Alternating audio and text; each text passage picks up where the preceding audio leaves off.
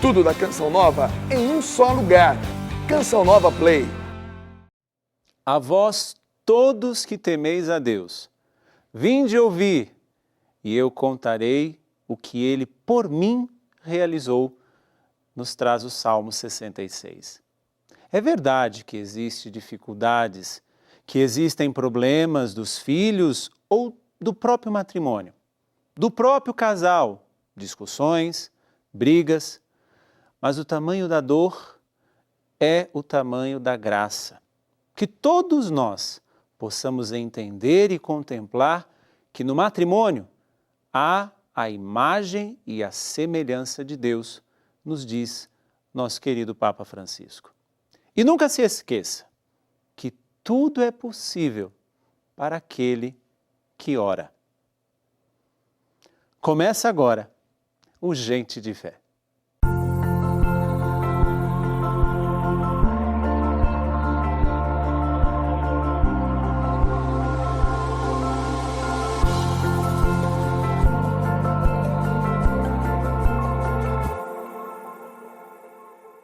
Eu não sei você, mas para mim é uma alegria muito grande te encontrar e saber que você, neste momento, seja de manhã, seja à tarde, seja à noite, graças a Deus, nosso programa ele tem vários momentos em que você pode assistir e também, se você quiser acompanhar um programa que passou na televisão, você pode acessar todos os episódios do nosso programa pelo Canção Nova Play, que é o Canção Nova, é o canal da Canção Nova no YouTube. Então, para mim, é uma alegria receber você nessa nossa sala de estar para podermos conversar. E cada programa, a experiência que eu faço é de um aprendizado.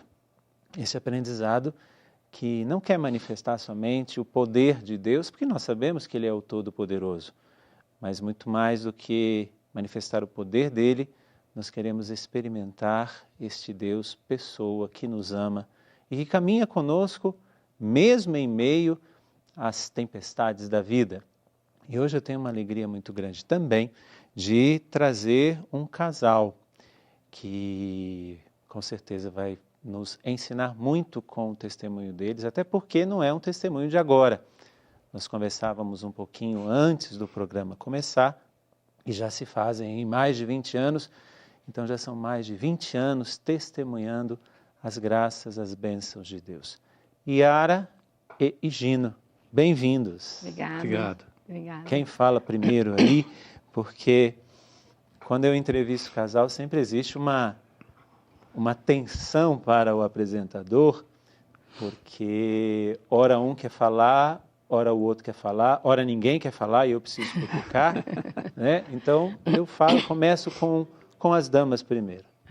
Yara, bem-vinda. Muito obrigada, padre. O que você está fazendo aqui? Por que você veio até este programa?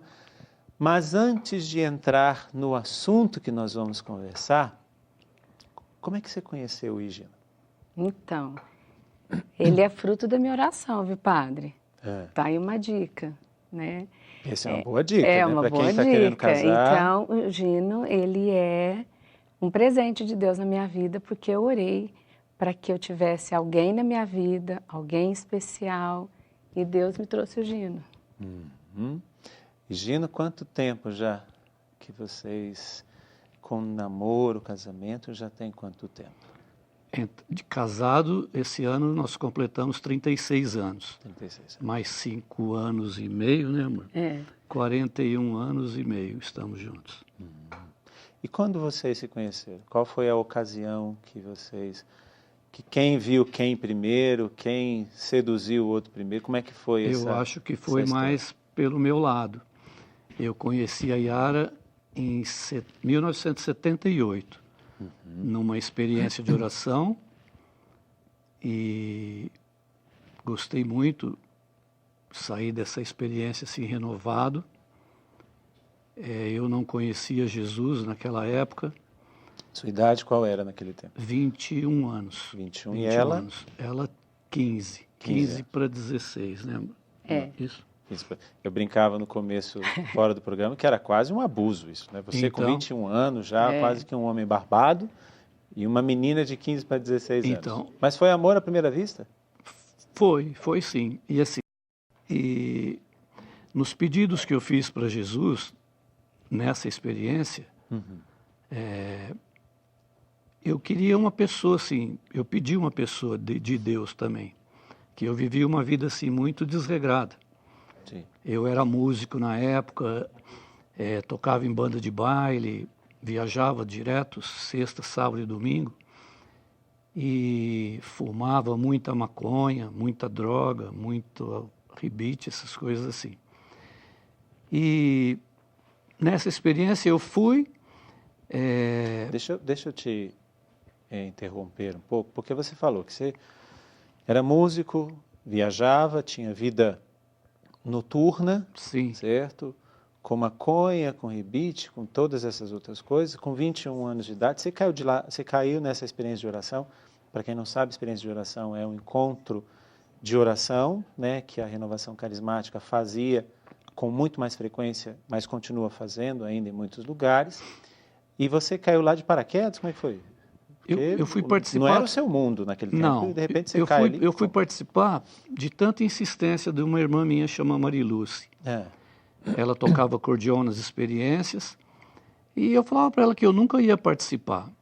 E de tanto ela ficar batendo na mesma tecla, eu falei, eu vou, mas vai ser a primeira e a última vez, depois não me amola mais, que esse negócio de Jesus não é comigo, não é a minha praia. E eu fui, e assim, eu pedi umas coisas nessa experiência, meio que impossível. Eu tinha um pai muito bravo na época, que batia em mim, batia nas minhas irmãs, batia na minha mãe. E eu pedi que eu precisava amar meu pai. Entendi. E que eu também precisava perdoar. Isso era uma oração que você fazia neste encontro? Eu sabia que aquilo não ia mudar na minha vida. Você pensava? Sim. Não é que você Aí eu sentei com um padre, ele me levou na capela e eu abri minha vida para ele. Aí ele falou, e nessa capela só tinha eu e ele. Aí ele falou assim, muito bem, eu vou deixar você agora aqui quietinho um pouquinho e você vai falar tudo isso para aquele cara que está pendurado na cruz. Eu falei, o padre é mais louco que eu. Esse padre é louco. Aí eu abri meu coração para Jesus, falei tudo para ele. Falei como eu era, o jeito que eu era, por que eu estava lá, tudo. E eu saí dessa experiência num domingo à tarde e eu tinha um mini baile numa cidade próxima de onde estava sendo o retiro, que era Brodowski. Vocês são de... Ribeirão Preto. Ribeirão Preto, interior de São Paulo. Aí fui para esse mini baile com a banda, peguei meu carro, fui para lá, encontrei a banda. Aí uma das pessoas da banda já me chamou, e aí, vamos fumar? Eu falei, hoje eu não vou fumar, não quero. Mas então vamos tomar um uísque aí, já vamos começar logo. Falei, hoje eu não vou beber, não vou fumar, não vou fazer nada. Hoje eu vou tocar caretão. Daquele dia para frente, nunca mais fumei maconha na vida. Nunca mais. Ou seja, nunca mais fumou. Nunca mais fumou. Nem cigarro, né? Ou seja, naquele momento você fez um compromisso com Deus. Eu tomei uma decisão. Uma decisão. De que eu ia precisar dele, assim. E saí de lá com um amor tão grande no coração por causa do meu pai. Sim. E eu falei que eu queria chegar em casa e dizer para ele que eu amava ele. E que eu queria perdoar. Foi difícil. No início da minha caminhada também, eu tinha assim, um contraponto com Deus, para chamar Deus de pai. Sim. Mas como eu vou chamar Deus de pai se eu tenho um pai tão bravo? Mas com o tempo foi passando, fui conseguindo dar o perdão, dar o amor. E quando meu pai faleceu, a gente estava no hospital e ele morreu nos meus braços. Ou seja, a experiência que você fez de tomar uma decisão diante daquele, como o padre disse, diante daquele cara pendurado na cruz, você pôde experimentar também a partir tua decisão a ação de Deus. Sim. Eu tenho aprendido nesses tempos uma coisa muito simples e ao mesmo tempo muito desafiadora. Nós estamos diante de um precipício e Deus nos pede, ponha o pé. Mas não dá, como é que eu vou pôr o pé? Se eu pôr o pé eu caio. Ponha o pé, porque quando você pôr o pé eu vou pôr o chão. Exato. Então ali aconteceu um pouco isso. Deus, da maneira que você poderia entender, porque até a forma que o padre falou, da maneira que você poderia entender, Deus disse isso. Higino, meu filho, ponha o pé, me desafie, né? Vamos dizer assim. Me desafie, porque se você pôr o pé, eu vou pôr o chão e chegar até esse ponto de você tocar nesse Deus que é Pai, para você poder tocar no teu Pai e chegar ao ponto dele falecer nos seus braços. E nessas entrelinhas eu pedi para que Deus me desse uma pessoa. Eu queria namorar uma pessoa de Deus. Uma pessoa da igreja. Eu tinha uma namorada, eu rompi o meu namoro com ela, na época. Aí comecei assim, a olhar para a Yara. Deixa eu perguntar para a Yara primeiro. Vai. Até porque ele vivendo todo esse rebuliço, né, todo esse encontro com Deus, nessa experiência de oração, você estava onde, Yara? Então, o padre, eu costumo dizer que eu tive uma experiência com Deus a cada tempos na minha vida, porque eu comecei a participar de grupo de oração, eu tinha 9 anos, né? Então, eu sempre fui dentro da igreja. E eu aprendi, assim, que aquela pessoa que Deus guardou para mim, ela já existia. Então, eu comecei a orar por essa pessoa. Uma vez que eu tinha um desejo no meu coração, uma vocação de casar, de ter a minha família, de ter meus filhos.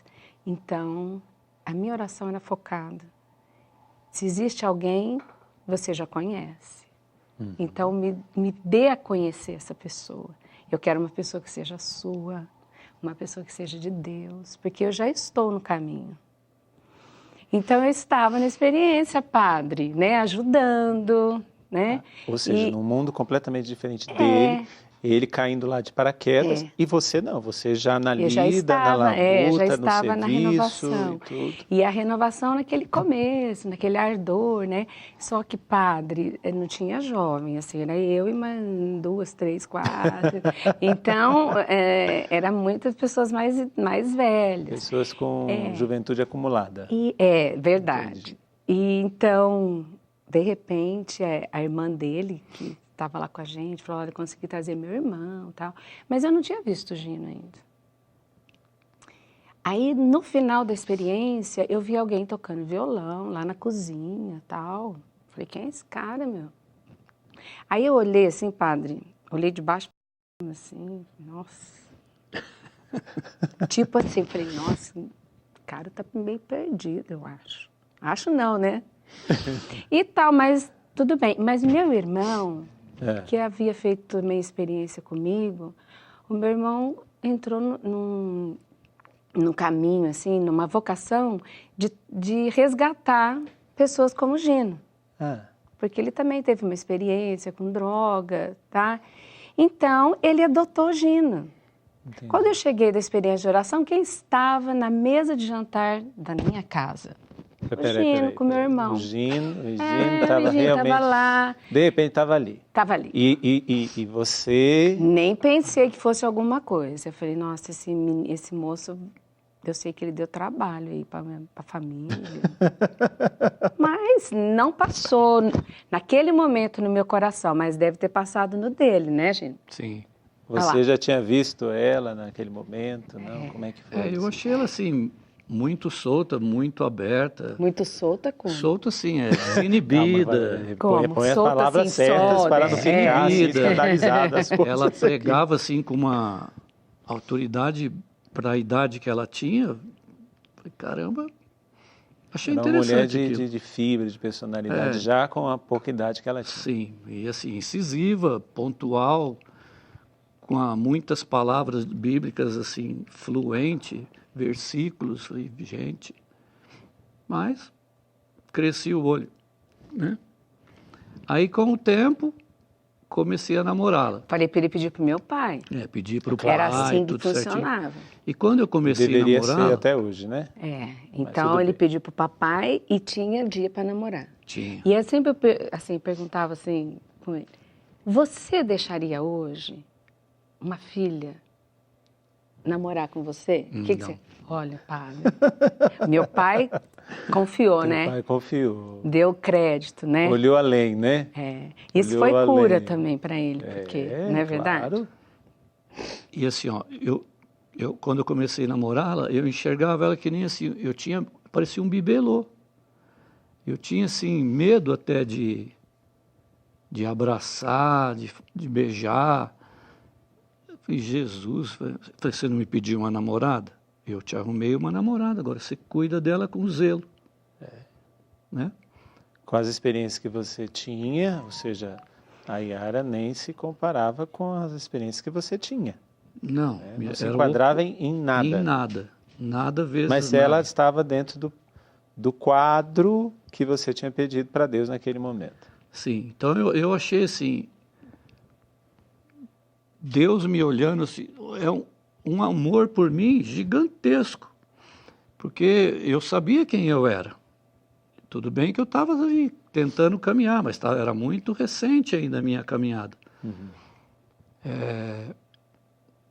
Nas minhas orações, eu achava Jesus assim, mais louco do que eu era. A confiança dele me dá, eu falei, eu te dei, agora você cuida, quero que você cuida. E quero, da maneira que você cuidar dela, eu também vou ficar te observando, eu vou colocando as minhas mãos também.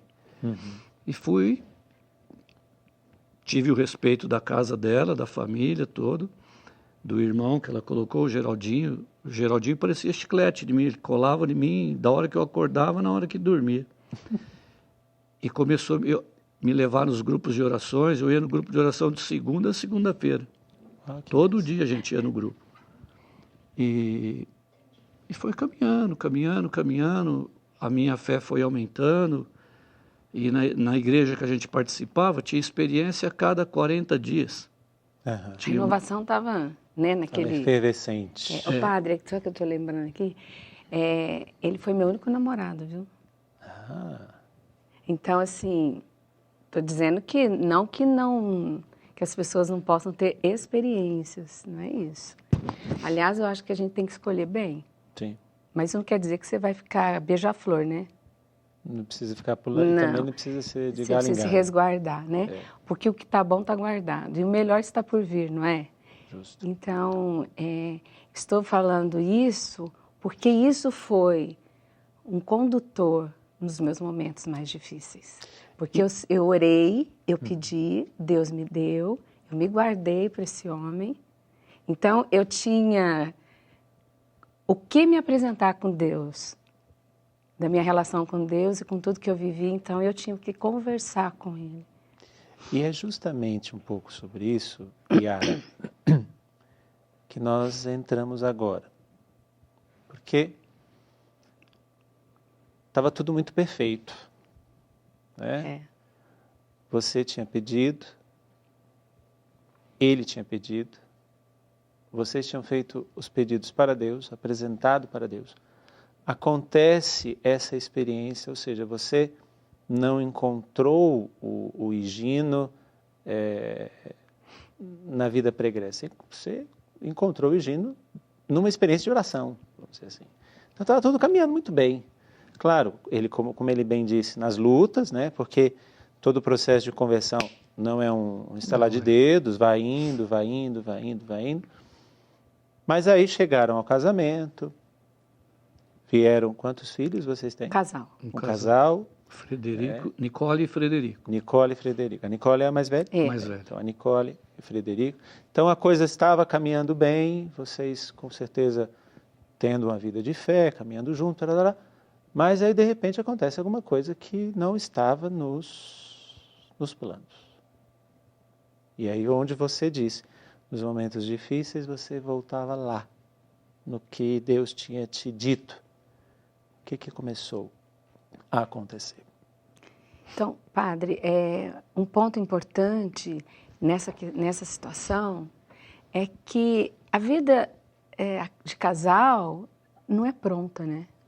Não é fast food. Vai sendo feito dia a dia até que a morte separe. E não é aquela propaganda daquela manteiga, sabe? Todo mundo sorrindo de manhã e todo mundo em volta de uma mesa. Tá? Então, isso são conquistas, são lutas.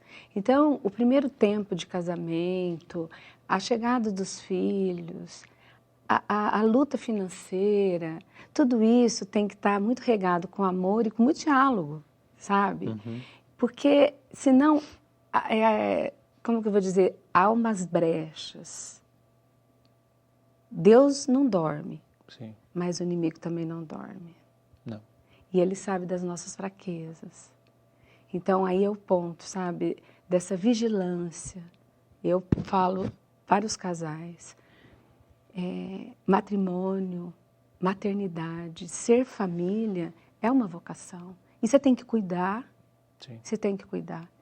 E se munir, né? Com várias, lógico, com oração, com sacramentos, tudo. Mas você também tem que se munir de se doar para o outro, se doar para os seus filhos, ter esse equilíbrio. Então, eu penso, padre, que houve aí um pouquinho de desequilíbrio. Muito trabalho, os filhos, questão financeira. Os filhos muito vieram trabalho, logo depois do casamento? Não, quanto tempo depois? uns 2 anos e pouco, né? Depois, né? Quase 3 anos. Quase Nós 3 casamos em anos. 83, a Nicole em 86. 3 anos. 3 anos. Mas nós estávamos militando muito na igreja, mas, sabe, muita atividade, muita coisa. E sem tempo de ficar E aí vocês. você vai se afastando sem perceber. Sem perceber. Vocês estão juntos, mas estão não unidos. Isso é um alerta, padre. É. Um alerta. Então, você tem que estar ali. Uma coisa Olhando, que... igual estou olhando nos seus olhos. Sim. É isso, estar. Uma coisa que me chamou muita atenção um dia foi eu estava participando do encontro de casais e o professor Felipe Aquino alertava os casais justamente a essa realidade. Porque os que estavam ali eram pessoas de frente, eram líderes, era isso, pessoas que estavam sempre muito envolvidas nas coisas, inclusive de igreja. Então, elas estavam juntas, mas não unidas. E aí ele dava o exemplo do arroz com feijão. O arroz com feijão Muito está junto, mas você pode separar, colocar feijão para um lado, arroz do outro mesmo. O pessoal do Nordeste, né, que gosta, mesmo sendo um baião de dois. Mas o que realmente deve ser o casal, ele dizia, não é ser arroz com feijão, mas é ser café com leite. Isso. É verdade. Que o café com leite, quando junta, não é mais café, não é mais leite, é café com leite. É isso aí. Se torna, inclusive, uma outra substância. Não tem cheiro de café, não tem cheiro de leite, tem cheiro de café com leite. Isso. Então, não é só estar junto, tem que estar unido. Não é ser arroz com feijão, do lado um do outro. Tem que estar junto, como café com leite. Isso. Perfeito, Isso não padre. estava acontecendo. Então, e outra coisa, eu penso que faltou maturidade para tudo isso também. Entendi. Tá? Então, eu acho que aí houve essa brecha e aí aconteceu o que ele sempre diz, né? Que se achavam. Nesse período, a gente tinha assim, o excesso era um excesso mesmo, que a gente tinha atividade todo dia na igreja. Seminário, grupo de oração, ensaio, missa, reunião, era de segunda a segunda-feira, direto. Mas tinha o trabalho também. Aí tinha o trabalho, E tinha os filhos. muita atividade, muita atividade. Mas o que você falava? Que nada podia acontecer com você, Então, porque nós o que aconteceu comigo, na realidade, eu achava que nunca ia acontecer comigo. Por quê? Porque eu era de dentro da igreja, já fui coroinha, já fui de tudo dentro da igreja. E ajudava ativamente, participava de tudo e com perseverança. Então eu achava que poderia acontecer com qualquer pessoa, menos com comigo. você. E foi exatamente comigo que aconteceu. O Padre Jonas falava bem isso. Eu abri a porta, dei uma brecha para o inimigo entrar. Aí o inimigo entrou, e entrou com o vírus da infidelidade, vamos dizer assim. E eu resolvi, eu dei o passo. Entendi. Eu dei o passo a favor disso. Aí foi acontecendo as coisas na minha vida. Ela não sabia a princípio, a coisa foi andando, foi andando, foi andando. Até que um belo dia, eu já estava com essa pessoa já há alguns meses. E não sei como é que eu vou falar que nem o Dunga fala. Eu estava num lugar, eu estava no playground do capeta, né, vamos dizer assim, que seria um motel, junto com essa esposa. E nesse dia, eu tive a sensação assim, eu estava deitado lá, e era como se Jesus falasse na minha mente e estava descendo no meu coração. Jesus perguntava assim para mim: oi, Gino, é essa vida que você quer para você?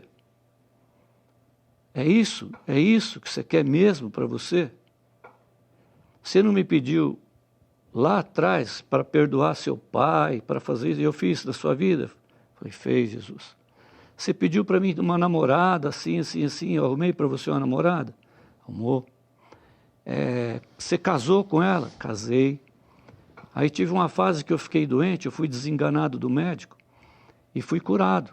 Fui curado, o padre da nossa paróquia foi até o hospital. Padre, né? Eu já estava desenganado, eu já estava com meu passaporte de ida. Eu vou segurar aqui um pouquinho, até porque nós vamos terminar esse bloco, mas deixando, até porque nós vamos aprofundar isso daqui. Estava tudo muito bem, Deus estava te dando tudo. Sim. Deus tinha te dado tudo e continuava te dando tudo aquilo que você precisava. E de repente, um deslize, uma queda, mas graças a Deus, neste momento, você acorda. Mas não é isso que eu quero chamar a tua atenção. Claro que nós podemos e devemos fazer muitas coisas para Deus, mas nós não podemos cobrir um santo e descobrir outro.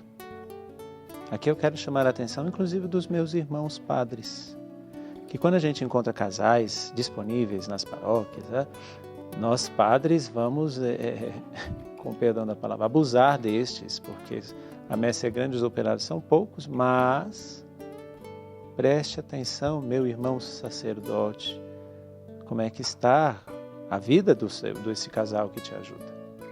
E você, diante dos pedidos que inclusive a igreja ou os seus amigos ou até mesmo o padre faz, você tem coberto um santo e descoberto outro? Preste atenção, pense um pouquinho. O que você tem feito que tem deixado de um lado ou de outro um pouco que descoberto? Daqui a pouquinho nós voltamos com mais gente de fé e o tempo para que você pense nessa minha pergunta.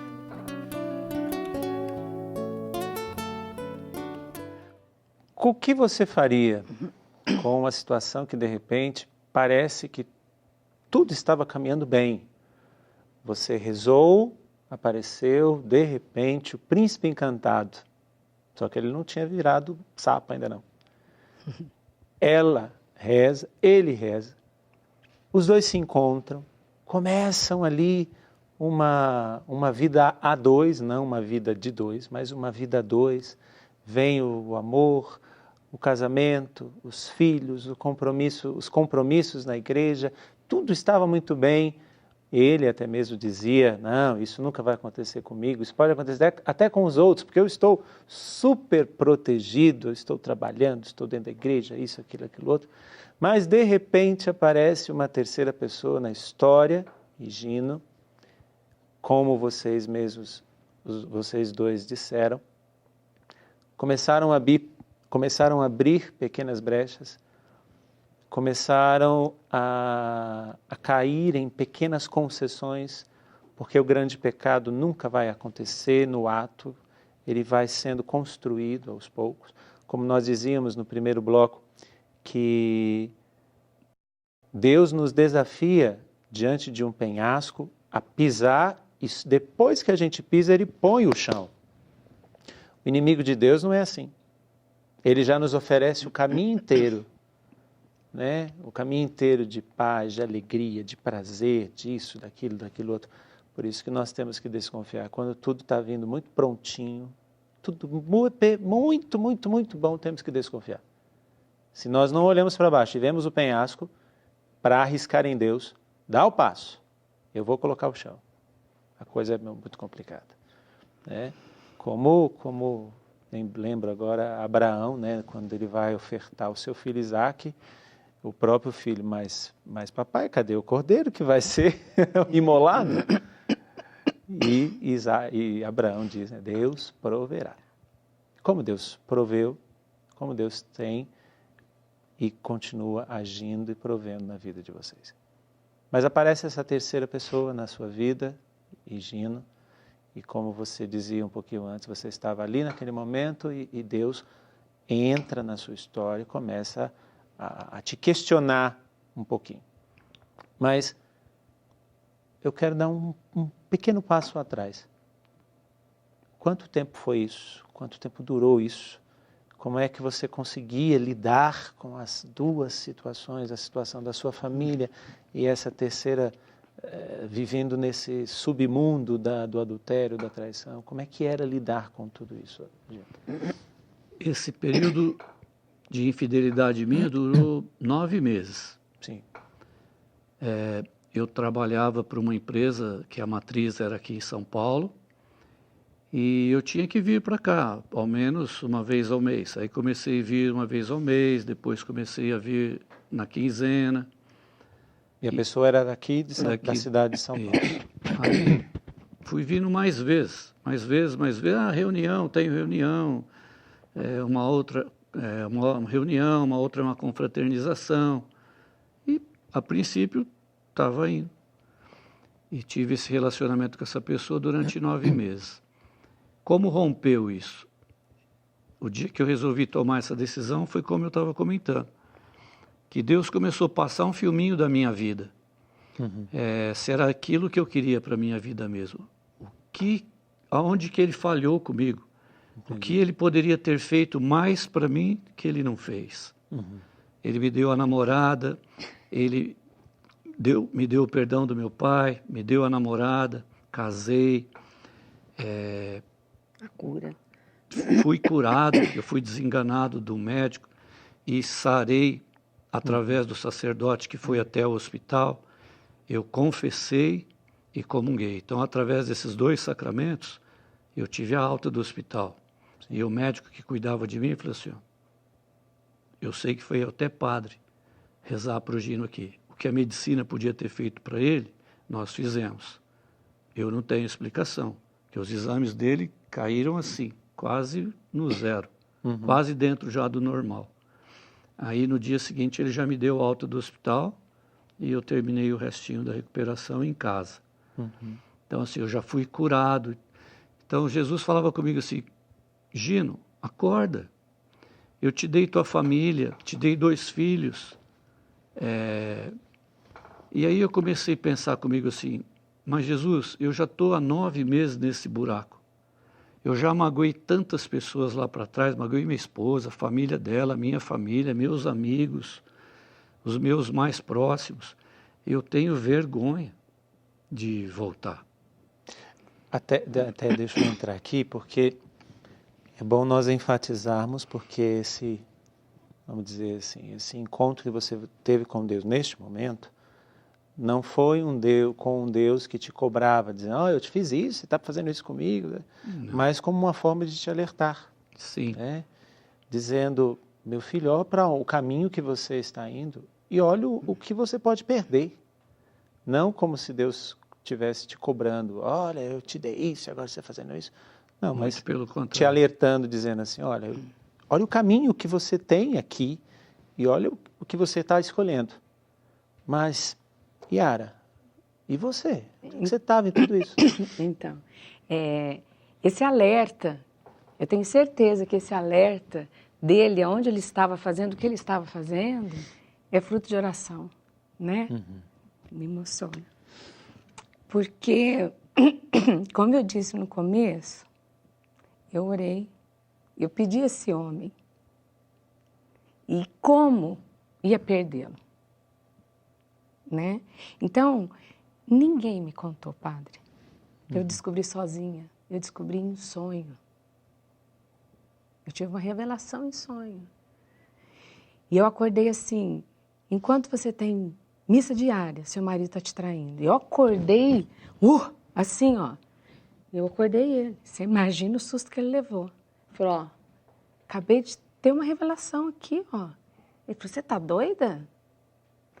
2 dias depois, eu peguei um telefonema e eu descobri tudo. Pelas minhas contas, tinha passado 1 mês e pouco desse relacionamento. Então, padre, eu acompanhei esses 9 meses junto com ele. Eu sabia onde ele ia. Eu sabia o que ele estava fazendo. Negava. Hã? Até então ele negava. No começo ele negou, pois não Sim. teve como negar, né? Porque eu tive a revelação, 2 dias depois eu peguei um telefonema dele com ela e eu... Aí não tinha Deixa eu como. entender uma coisa. Então, ele disse que ele permaneceu com essa terceira pessoa durante 9 meses. Sim, Você teve essa revelação e depois, 2 dias depois, essa ligação que confirmou sim. 1 mês e meio de relacionamento. Desses 9 ou seja, meses, então ele ainda permaneceu Sim. 7 meses e meio, mais ou menos, nisso. Tanto, amor. É mais isso, ou menos isso. É isso. E você, o que você fez nesse tempo? Porque se ele negava no princípio, depois ele não tinha mais como negar, mas ele ainda não largava a mulher. Isso. Como é que foi isso? Como é que foi Então, a sua reação? Eu digo isso e eu enfatizo porque muitas pessoas podem estar vivendo a mesma coisa. então Como lidar com uma situação como essa? Então, é assim, primeiro ponto é o que eu falei. Eu orei antes para ter esse homem. Então, eu tinha como achegar a Deus. Então, a minha oração, a primeira foi, por quê? Por que comigo? Eu sempre estive na sua casa. Era assim, como se fosse a filha mais velha.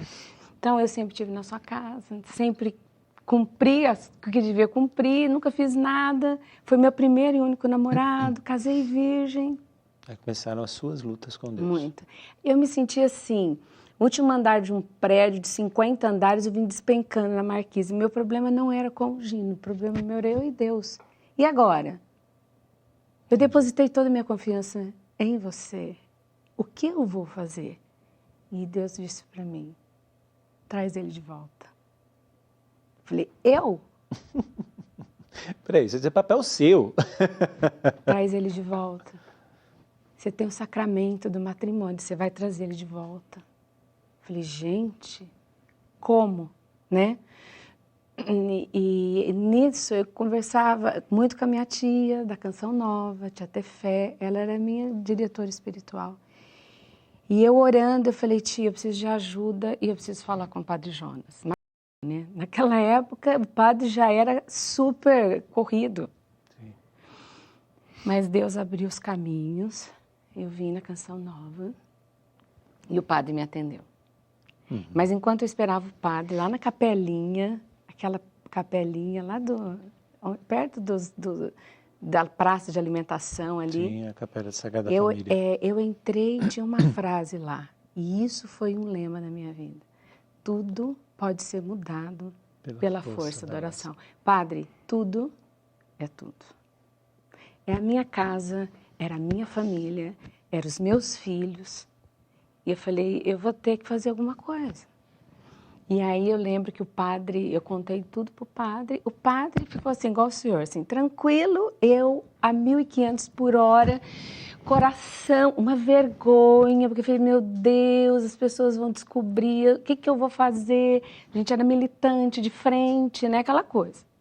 Eu tinha gravado 2 discos, 2 CDs, disco na época falava, long play e tal. Então, o Padre Jonas abriu o discípulo de Maús, né? E naquela passagem, ele falou para mim, minha filha, Deus está caminhando com vocês. E é na fração desse pão que vocês vão se reconhecer e vão reconhecê-lo.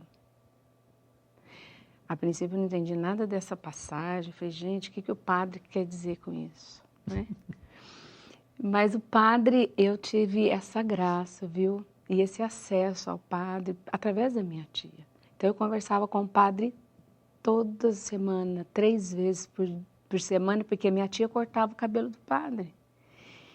E aí o padre vinha com umas orientações assim para matar, porque era muito difícil, muito.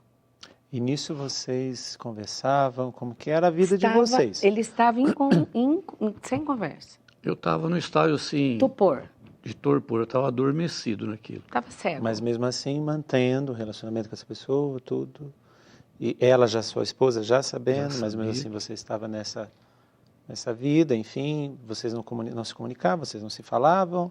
Não, a gente conversava, mas assim, muito pouco. Mas assim, sobre esse assunto, não. Assim, eu tinha uma decisão que eu queria mesmo separar e pronto. Ah, então vocês conversaram, inclusive, sobre separação. Nós chegamos a sentar na mesa com o advogado para fazer a separação. Os filhos sabiam? Sabiam, e oravam comigo. E num belo dia, o diácono Nelsinho, Sim. ele foi a Ribeirão. Ele foi a Ribeirão e eu tinha uma loja de pneu na época. Ele entrou lá na loja, que eu vi que era o Nelsinho. Oi, Nelsinho, tá? Eu estava no escritório terminando uma coisa. Eu vim aqui falar com você, vim aqui orar por você, quero rezar para você. Já vou, Nelsinho, espera um pouquinho aí que eu estou terminando o negócio aqui. Eu falei, não, é agora. Ele já entrou lá no meu escritório, ele me pegou assim no colarinho e já me levou para o pátio da loja. Eu falei, nossa, ele vai bater em mim aqui, velho. Me pôs na parede, rezou para mim e rezou firme mesmo, com palavras, falando alto comigo, e pedindo para Deus, tal. Terminou a oração dele, me deu um abraço, me deu um beijo, falou assim para mim, fui. Eu não sabia o que eu fazia. Eu fiquei assim, extasiado. Mas isso para mim foi assim um motivo de eu acordar. Sim. De eu dar esse passo, acordar para a vida e tomar a decisão de voltar para casa. Como eu comentei, assim, depois do fato todo ocorrido, eu tinha vergonha. Falei, como é que eu vou voltar se eu já fiz um estrago danado? Até então, não era um escândalo, digamos assim, público. Não era alguma coisa que todo mundo sabia. Estava só entre vocês ou já não, outras pessoas sabiam? A família já estava sabendo, o pessoal da banda nós estava sabendo. Na cidade ainda não. Mas a paróquia, o pessoal do grupo, sim, todos sabiam. E ficou exposto, sim, né? Eu fiquei muito exposto. Então, por exemplo, o Nelsinho veio aqui, foi lá, porque eu já tinha conversado com o Nelsinho. Né? Então, é tudo crochetado o negócio, né? Entendi. Então, você foi fazendo a sua parte, você foi recorrendo àquilo que você tinha. Então, padre, o Nelsinho me ligou e falou, acabei de orar para o Gino. Fica tranquila, né? Mas as coisas ainda não aconteciam. Mas, assim, voltando no Padre Jonas, ele falava cada coisa para mim. Teve muitas situações que ele estava tão difícil, que eu falei, padre, vou mandar ele embora. Porque a igreja, ela é meu favor também, porque se não der, eu fiz tudo, eu não vou fazer a mesma coisa, eu não vou revidar, mas eu vou pôr um fim nisso. Aí o padre, aí que ele falou assim para mim, filha, que mãe insana seria aquela que pega o seu bebê todo sujo, põe numa bacia para dar banho, e aí quando acaba o banho, ao invés dela jogar água fora, ela joga água, criança, bacia. Você não pode fazer isso. Joga água fora. Não a criança. É resgate. Então, padre, eu fazia a mala dele para ele vir para São Paulo. E eu orava. Eu falava para Deus, ó, Você sabia o que ele viria eu fazer. sabia. E eu percebia que ele ficava em constrangimento. E eu arrumava a mala, cada peça, e falava para ele, você pode ir para o inferno, mas eu vou lá. Vou te resgatar, nem Eu que vou te seja das trazer de profundezas volta. do inferno. Eu vou te trazer, mas nem se for da profundeza do inferno, eu te trago de volta. E te trago para Deus. E falei isso muitas vezes. Muitas vezes eu também falava assim para Nossa Senhora, não era só o terço, era o rosário. E toda sexta-feira que ele ia, né, para São Paulo, porque ele ia na sexta e voltava só na quarta, eu rezava Praticamente 1000 Ave Marias. Quase uma semana inteira. Isso. E eu ficava sozinha com as crianças, trabalhando, cuidando de tudo. E quando ele chegava em casa, então eu rezava 1000 Ave Marias. Porque a promessa é instantânea das 1000 Ave Marias. Quem não fez, experimente. Mas enquanto essa graça maior não chega, as menores vão chegando. Claro. Que prepararão a maior. Então, aí te faz combatente, você vai entendendo como Nossa Senhora pôde ficar de pé, aquela sobregraça, né? Então foi assim, padre, e eu falava assim, Nossa Senhora, meu Deus, como é que vai fazer tudo isso? Por isso que foram 9 meses, foi uma gestação. Sim. E eu lembrava do que o próprio anjo falou para ela. A sombra do Altíssimo vai envolver tudo isso. E o impossível Deus vai fazer. E fez. E fez que o Padre Jonas, eu mandei uma carta para o Padre Jonas, falando, Padre, vai ter cenáculo. Foi o último que esteve em Ribeirão e o Padre veio. O Nelsinho deve ter ido lá em Ribeirão em torno de fevereiro e o Padre foi nesse cenáculo que foi em junho. Não, muito. Foi rápido, mano. Né? Bom, enfim. Foi logo em seguida. E o Padre, então, veio em Ribeirão Preto. Eu pedi para ele, Padre, o senhor vai na minha casa? Eu sei que você vai ter 1000 compromissos. Aí ele falou, filho, eu vou. Aí o que você fez, Gino? Tocou o telefone em casa, eu atendi. Olha a malcriação, aí, padre. O Padre Jonas falou que era o Padre Jonas que estava falando. E eu falei, que Padre Jonas tem? E eu acho que eu tinha um amigo que imitava o Padre Jonas, a voz igualzinho. Sim. E eu falava para ele, para, Chicão, para de imitar o Padre Jonas. E o Padre Jonas falou, não, Gino, sou eu, estou aqui em Ribeirão. E eu preciso que você venha aqui onde eu estou, preciso conversar com você. Aí eu caí a ficha que era o padre mesmo. Aí eu falei para ele assim, Padre, não vou aí não. Mas se o senhor quiser vir à minha casa, eu recebo o senhor aqui, com o maior prazer. Ele respondeu do outro lado para mim assim, estou indo.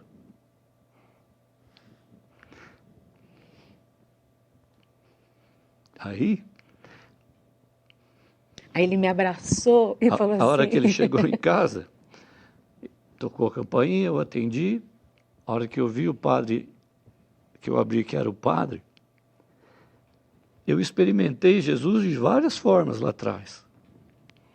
Mas eu tive uma experiência com Jesus, assim, para mim era ele em pessoa, na pessoa do Padre Jonas. Eu vim aqui te ver.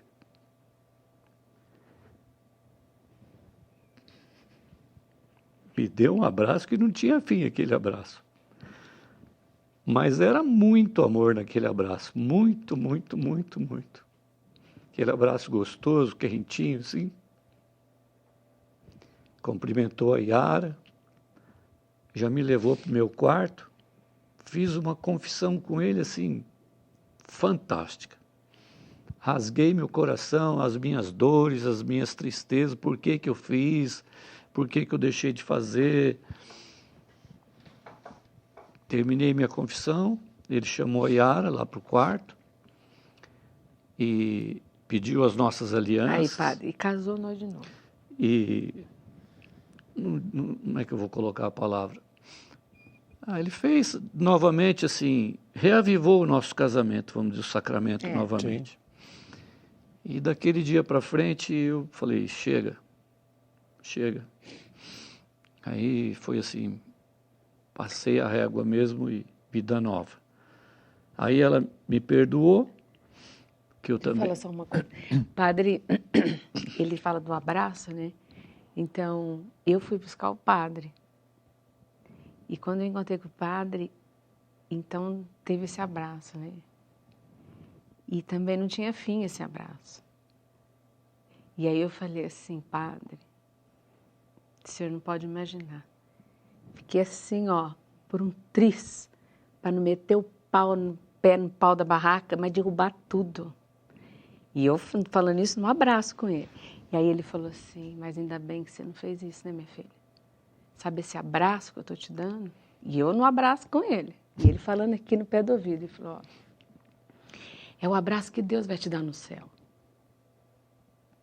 Porque você não desistiu de ser família. Você não desistiu daquilo que Deus te deu como missão. Você não desistiu do Gino, você não desistiu dos seus filhos. E Deus vai te dar esse abraço. E vai te dar essa recompensa. Vocês dizendo e contando tudo isso, nós como padres atendemos muitas pessoas também, com certeza nesses anos, porque foi em que ano? Foi em 96. 96. Como nós dizíamos antes de nós entrarmos até aqui no estúdio, nós conversávamos ali na nossa antessala, e você até mesmo disse, mas já se passaram tantos anos, é? Mas eu falo de uma coisa muito presente, porque ainda existem muitas situações assim. Como você, Yara, disse no começo, Satanás não dorme. Não dorme. E as investidas dele contra a família são tremendas. Agora, quando um lado desiste, porque um já desistiu, quando o outro lado desiste, pronto, aí não tem mais família. Vocês só estão aqui contando essa história, mais uma vez, 20 e tantos anos depois.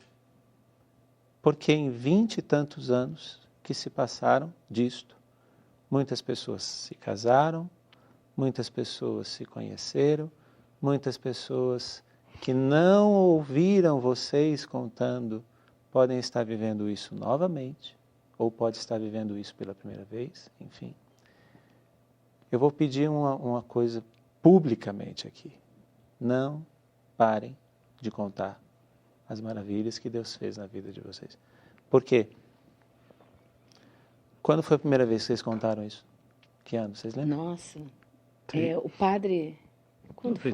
2005, mais ou menos. Ele falou que o fruto tinha amadurecido. Então, há 15 anos, 14, 15 anos atrás.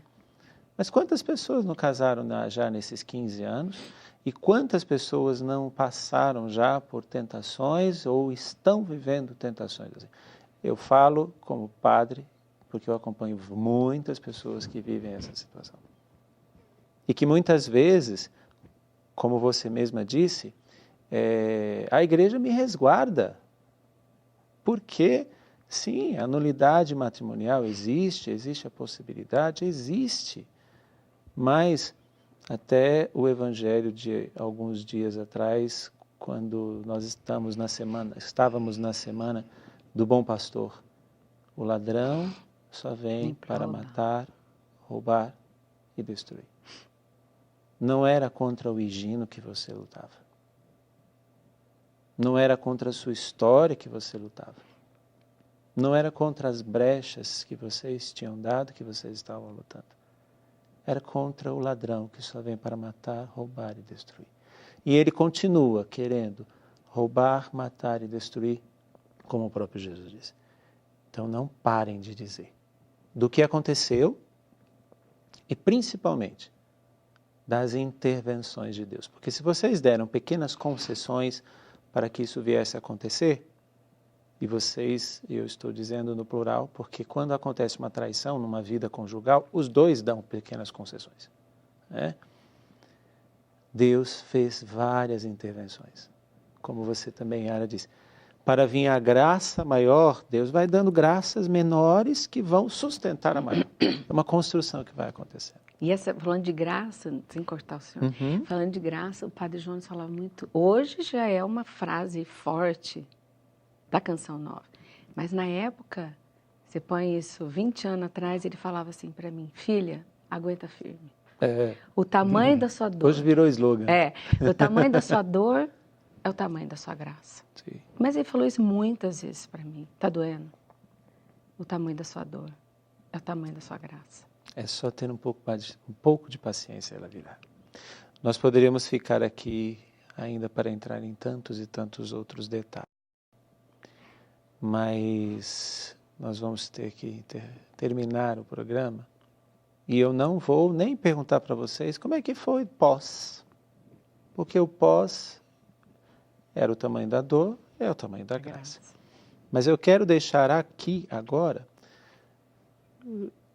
justamente para que as pessoas que estão nesta situação tenham esperança. Verdade. Só que em tudo isso, a gente pode terminar com uma música.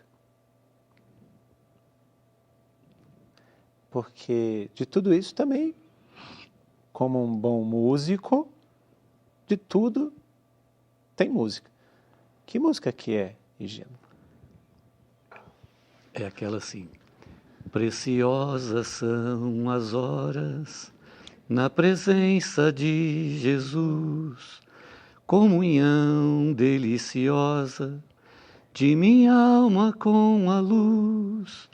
Os cuidados deste mundo nunca podem me abalar, pois é Ele o meu abrigo, nele eu posso confiar. Essa música, vão pegar um violão, né, ali, pode trazer aqui, José.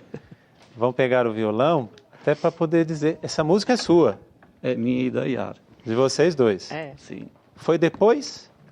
A composição foi depois de tudo Não, isso? foi antes. Foi antes. Foi antes. Foi antes. Mas ela... Olha a segunda parte dessa música, se não tem a ver. Quer ver? Nós vamos terminar o programa, até antes de você... Porque nós vamos terminar diferente. É bom ter música no programa que a gente termina assim. Mas eu digo a você, a história desse casal tem que gerar em você a esperança. A esperança de que você não luta contra a pessoa, mas você luta contra o ladrão que quer matar, roubar e destruir. E o único que pode vencer não é você. É aquele que, como a própria música vai dizer, que preciosas são as horas na presença dele. Deus abençoe. Até o próximo programa. Descansa, ó minha alma, em Jesus vem repousar, vitaliza, reanima minhas forças para lutar. Ele é o vencedor, a vitória quer me dar. Só me pede crer somente, que em socorro ele virá. Ele vive,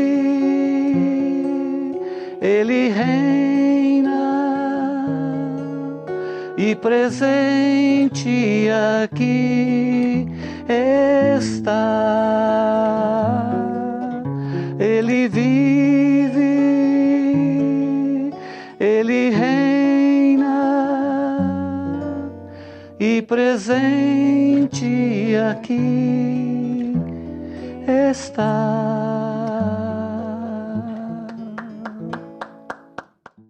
Tudo da Canção Nova em um só lugar.